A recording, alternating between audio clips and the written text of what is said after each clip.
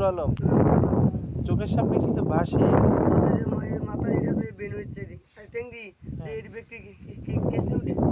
আমি ঠিক করে দেব, আমি ঠিক করে দেবো, আমি ডাক্তার, ঠিক করে দেবো। হইব? আচ্ছা আচ্ছা আচ্ছা আচ্ছা আচ্ছা, প্রথমে আগে সুস্থ হইতে হবে। আর শরীরের অবস্থা কি করছেন? হ্যাঁ,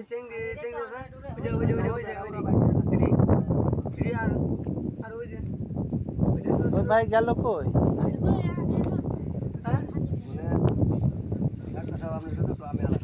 বলেন। আমি যে নতুন গাড়ি হয়েছে আমার বাড়িটা এখানে, এই যে পোলার এই অবস্থাটা হয়েছে কয়েকদিন ধরে এই অবস্থা।